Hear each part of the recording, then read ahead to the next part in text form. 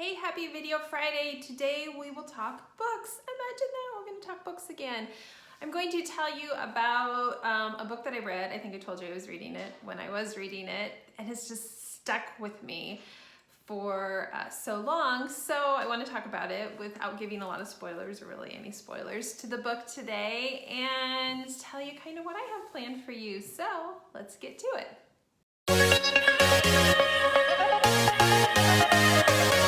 Okay, so we are post-election, kind of, sort of. Who knows when everything will be official. I'm hoping people get back to reading. Yes, we voted, we've done our part. Now let's try to get back to life a little bit and reading books. And I do not read that much, which is really sad. I'm just busy with my own crazy life beyond even just being an author. And so lately I've kind of been in between books, and so I've been reading, but I've been reading out of the romance genre, which actually helps inspire me to write romance. I know that sounds crazy, but it does. I just need to like step out and not feel like I'm reading romance novels and always then being inspired by romance novels. That sounds weird, I know, but it's the, it helps in my mind with actual telling of a story and a good story and character development and a good plot line, where then later you can bring in the romance. Because even when I read books that aren't romance, sometimes even the one I'm going to talk about today has a little bit of a romance element in it. It's not explicit romance, it's clearly not what the story is about, but they bring in little pieces, and those are the times that then my mind goes crazy imagining other stories, but having this really grand storyline that isn't about the romance necessarily, but turning it into something great and romantic. I know that's really crazy and confusing what I just told you. So anyway, I'll point back here in case you can see. I put up my Christmas stockings. I'm slowly putting up Christmas decorations because I'm ready to celebrate the holidays. I'm ready to just let go of some of all of the stress that 2020 has brought, and I want to celebrate the holidays. So yeah, it's not even Thanksgiving, and yep, I've got some Christmas decorations up. I don't even care. No regrets, whatever. So the book, I think I told you guys I was reading Jodi Picoult's book, 19 Minutes, and it is about a school shooting in a small New Hampshire town. And this is a book that on one hand you think, oh, I don't want to read about a school shooting. It's been a crazy, depressing year. Who wants to read about a book like this? And it is heartbreaking and it is a little depressing at times. And yet I feel like every person needs to read this book because it brings so much awareness from so many different angles to what goes on in children's lives in public schools. It brings such light to bullying and through lenses that we don't often see.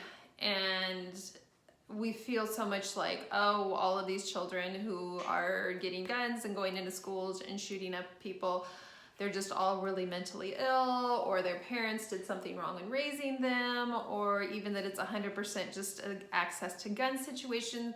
What I love that Jodi does in these books is I don't feel like you necessarily know her personal opinion on a controversial topic.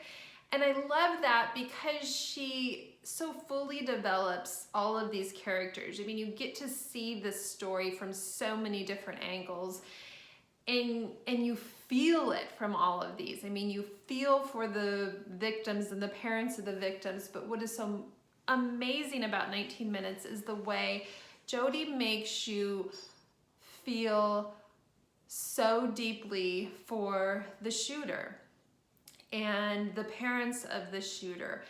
And she shows a school shooting from an angle that we don't see. And I think that is important. And it's, I'm trying to remember the name of it.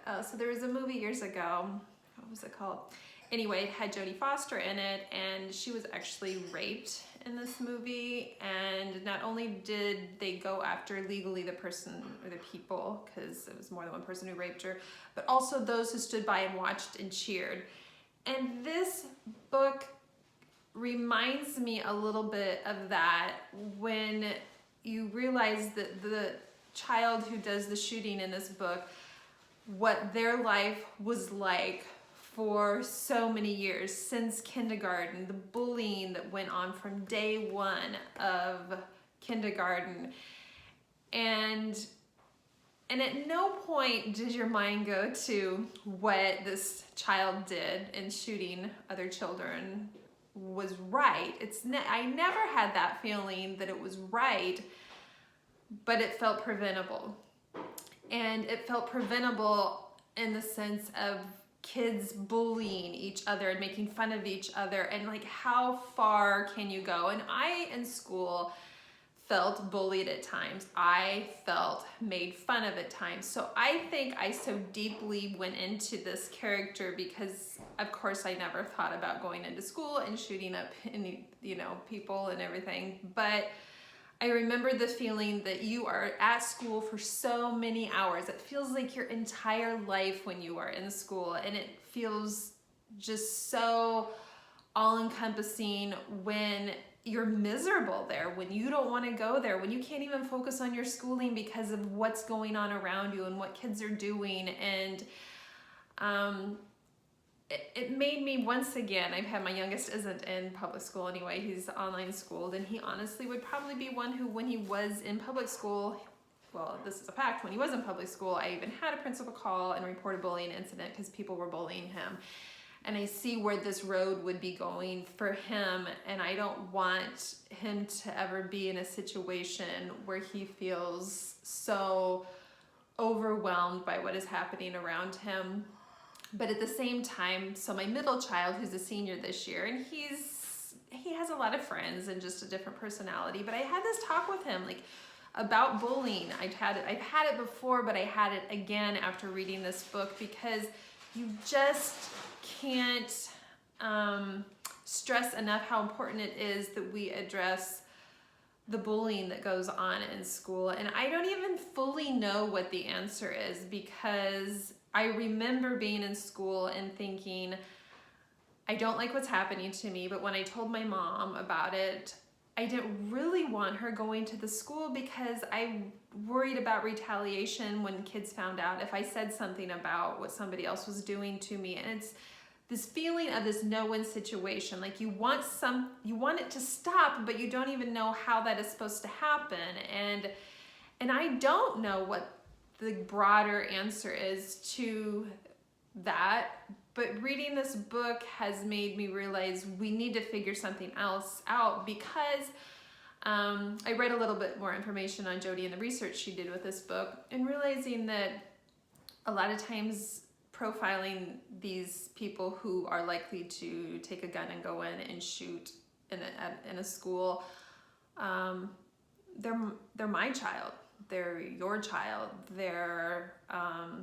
There's not this terrible, awful, they were brought up wrong, molested as a child, a bunch of guns laying around the house, always playing violent video games. I mean, there is some of this and some of that, but there's no one profile. I mean, I remember my oldest spending so much time, he's moved out now, but spending so much time in his room, and I always worried about him, emotionally, how is he doing, psychologically, how is he doing? He's just holed up in his room a lot. But then I would talk to other parents and oh, it's normal, my kid's always holed up in his room too. But you start to, as a parent, feel like you're losing touch with how your kids are doing emotionally, and I think it's an individual with kids as to how they react and whether they want to be like I was with my mom. I wanted to tell her everything, and yet I didn't really want her to solve any of my problems. I wanted my problems to go away. I just don't want her to do it, but I needed a sounding board.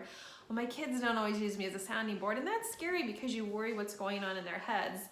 So I will say that reading this book was a good thing. It was sad. It broke my heart. I cried through this book, because in reading it, there's no such thing as a happy ending to this book. But it is masterfully written. It is something I think that every person should read. Sometimes we have to force ourselves to read something that needs more light. I mean, it's easy to say, oh, that's sad, that's depressing, I don't want to read that, I'm not going to do that, I'm not going to whatever. But I think all of us learn from it, and it is such an important issue that I think I think you need to brave it and read this book if you haven't read this book, because this is necessary. And sometimes fixing things that are wrong in our world isn't always fun, and it isn't easy, and it is sometimes very hard and depressing. But if you are like me, and I know you are, you love reading books, that sometimes the best way to educate yourself on this is when you can read a book, even if it's a fictional book that has been really well researched, like what Jodi did with this book, and it makes you think about things that need to be thought about. It makes you want to do things differently and approach your children differently, and it just raises awareness, and that's really, really important. So that's the book. It's called 19 Minutes by Jodi Picoult, and you should pick it up. I've actually moved on to another one of her books called House Rules, and it is about an autistic child who has Asperger's. I know they call it that in the book. I know it's not now all ASD, but it too is really, really good. This one actually has some very funny moments to it, although it has a very serious subject matter. I will say Jodi is brilliant with that you can't believe sometimes. Even in 19 minutes, there were points that I kind of laughed because they actually brought some humor into these very serious moments. And I myself like to do that writing, so I'm very appreciative of that when I see that in another book. So that's what I'm reading. I will talk more about what's on my reading list. What am I writing though? I am starting actually to plan 2 different books. One that I hope I can submit to a publisher through my agent, and one that I will publish indie to you guys. So I'm putting that together. I hope to have more exciting news once I get through the holidays come the 1st of 2021. So I don't know what date this is and when I'll do the next video, if it's after Thanksgiving or not. If it is, have a great Thanksgiving. And I do have Not What I Expected coming out on December 6th. You can pre-order that today on Amazon. It will be on Kindle Unlimited as well. Have a great weekend. I hope you pick up this book, 19 Minutes. Bye guys.